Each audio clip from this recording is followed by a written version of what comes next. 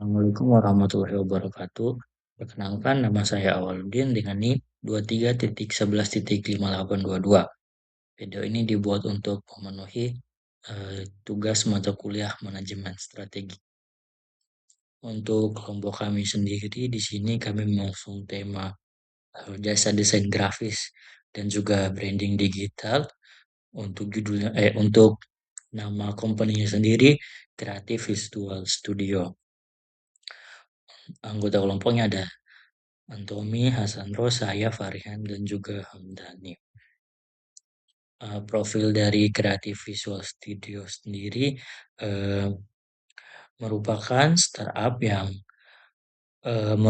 sebuah startup yang bergerak di bidang kreatif industri dan juga digital design service yang berfokus pada penyedia layanan desain grafis yang profesional untuk mendukung kebutuhan branding dan pemasaran digital. Untuk latar belakangnya sendiri, permasalahannya banyak UMKM dan juga startup mengalami kesulitan dalam membangun identitas.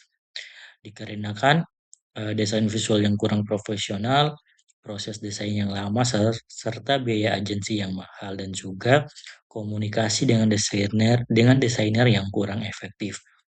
Nah, di sini kami dari Creative Design menawarkan solusi berupa layanan yang cepat, profesional, terjangkau, dan juga berbasis digital. Visi dan misi dari Creative Design sendiri, untuk visinya menjadi studio kreatif digital terpercaya yang membantu bisnis berkembang melalui solusi dan juga inovatif.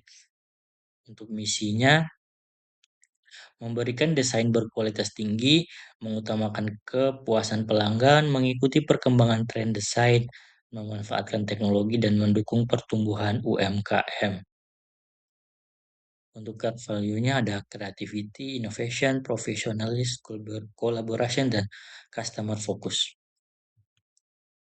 Untuk analisis pastelnya, dari segi politik, program kami mengusung digitalisasi UMKM pemerintah. Dari segi ekonomi, pertumbuhan ekonomi digital Indonesia. Dari segi sosial, masyarakat semakin aktif menggunakan media sosial. Dari segi teknologi, perkembangan AI design, Adobe dan juga Figma. Dari segi environmental, meningkatkan penggunaan sistem kerja dan paperless. Dari segi legalnya sendiri, perlindungan hak cipta desain digital. Untuk five force porternya, yang pertama ada ancaman pendatang baru yang tinggi dikarenakan banyak freelancer baru yang bermunculan. Yang kedua ada ancaman produk substitusi. Untuk tingkatnya sendiri sedang karena AI desain mulai menggantikan desainer sederhana. Untuk pesaing industrinya sangat tinggi karena industri kreatif berkembang cukup pesat. Daya tawar supplier rendah dikarenakan software desain tersedia dari banyak penyedia. Untuk daya tawar pelanggan lumayan tinggi karena banyak pilihan agensi maupun freelancer. Di sini ada analisis internal dan eksternal. Analisis internalnya ada sumber daya alam, operasional, keuangan, marketing, teknologi.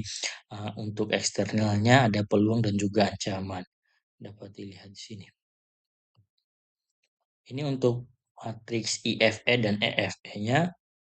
Dari faktor eksternal ada SDM kreatif dan kompeten dengan bobot 20, rating 4 dan juga skor 80.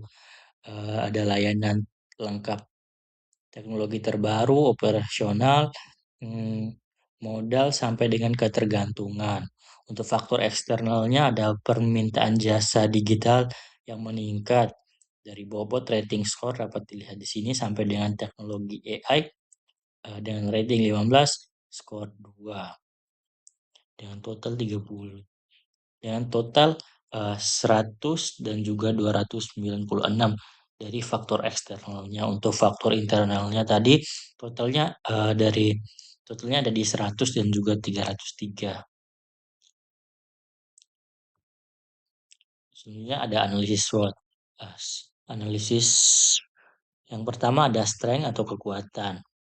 Yang pertama, tim kreatif dengan kemampuan desain yang inovatif, layanan yang lengkap, serta menggunakan teknologi terbaru. Untuk kelemahannya sendiri, brand belum dikenal luas dengan modal yang terbatas serta ketergantungan pada proyek klien. Yang ketiga ada peluang. Peluang yang pertama meningkatkan kebutuhan digital branding. Yang kedua ada perkembangan media sosial dan teknologi digital, serta yang terakhir peluang kerjasama dengan berbagai sektor. Untuk ancamannya ada ancaman yang pertama persaingan industri kreatif yang semakin ketat. Terus yang kedua perubahan tren desain yang cepat serta kondisi ekonomi dan anggaran klien.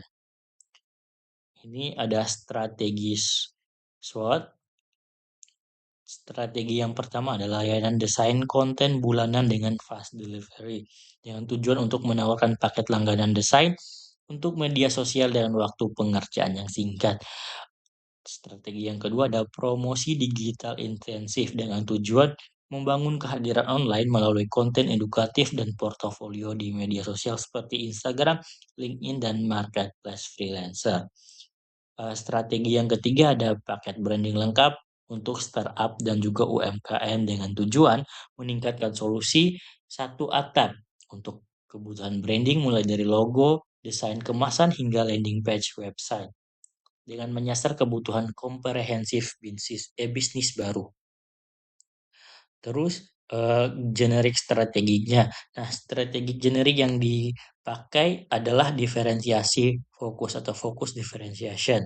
Nah, Creative Visual Studio menerapkan strategi ini dengan fokus yang berarti, kami menargetkan segmen pasar tertentu dan menawarkan nilai untuk yang tidak ditawarkan pesaing. Nah, untuk spesifiknya, strategi ini merupakan kombinasi diferensiasi dan juga fokus yang mana kami membedakan diri pada pesaing, dan juga kami memilih untuk, eee, mengkonsentrasikan upaya kami pada segmen pasar yang spesifik.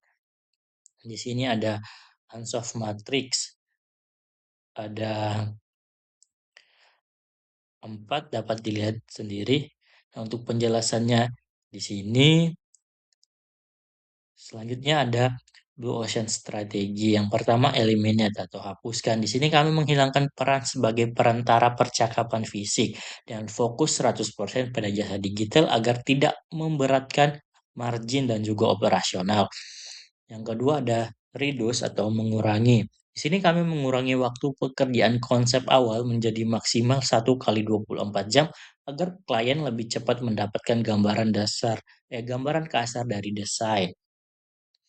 Terus ada rise, tingkat meningkatkan di sini, kami meningkatkan nilai jual dari sekedar buat desain menjadi konsultasi strategis branding dengan berbasis pada riset singkat sebelum eksekusi.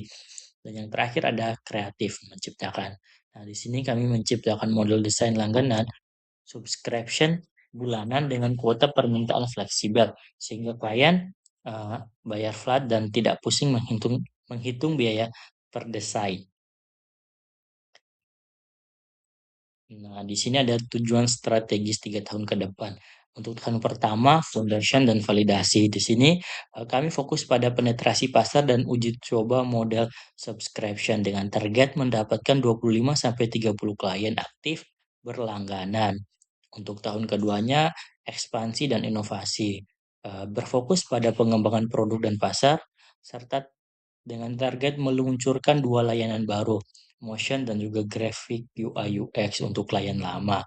Untuk tahun ketiganya, eee, dengan fokus pada stabilitas dan diverifikasi ringan dengan target mencapai 100 lebih klien. Di sini ada tabel KPI, dengan sasaran untuk meningkatkan jumlah klien. Indikatornya sendiri, jumlah klien baru yang diperoleh setiap tahun. Sasaran yang kedua ada mengembangkan portofolio, meningkatkan kualitas layanan, memperluas pasar UMKM dan juga startup, memperkuat brand melalui pemasaran digital, serta meningkatkan kecepatan layanan. Eee, untuk indikatornya sendiri dapat dilihat pada layar. Di sini ada roadmap implementasi. Tahap pertama yaitu persiapan bisnis dengan waktu 1 bulan. Aktivitasnya sendiri menentukan nama brand, membuat logo, menyusun bisnis, dan juga modal kanvas dengan target identitas bisnis siap dan konsep usaha yang jelas. Tahap kedua ada pembuatan platform dengan aktivitas membuat website, akun media sosial, portofolio digital, serta sistem pemesanan online dengan target platform promosi dan pemesanan siap digunakan. Tahap ketiga ada peluncuran atau launching. Pada bulan ketiga dengan aktivitas yaitu soft launching, promosi melalui Instagram, TikTok, atau marketplace jasa yang disediakan. Dengan target yaitu mendapatkan pelanggan pertama dan membangun brand awareness. Yang keempat ada tahap pengembangan operasional pada bulan keempat sampai dengan keenam dengan aktivitas yaitu meningkatkan kualitas, menggunakan AI dan mempercepat proses desain. Untuk targetnya meningkatkan kepuasan pelanggan dan juga efisiensi kerja. Untuk tahap kelima ada ekspansi bisnis pada bulan ke-7 sampai dengan bulan ke-12 dengan aktivitas menambah tim desainer menjalin kerjasama dengan UMKM dan juga startup yang target memperluas pasar dan meningkatkan pendapatan. Untuk tahap terakhir ada evaluasi dan inovasi dengan aktivitas evaluasi kinerja, survei kepuasan pelanggan, dan pengembangan layanan baru dengan target menjaga daya saing dan meningkatkan kualitas bisnis. Untuk kesimpulan sendiri, Creative Visual Studio memiliki peluang yang baik untuk berkembang pada industri desain grafis dengan fokus pada segmen UMKM dan juga startup. Yang kedua ada, perusahaan di sini berdasarkan hasil analisis tersebut, Creative Visual Studio, eee, menerapkan strategi fokus differentiation dengan menawarkan layanan desain yang cepat.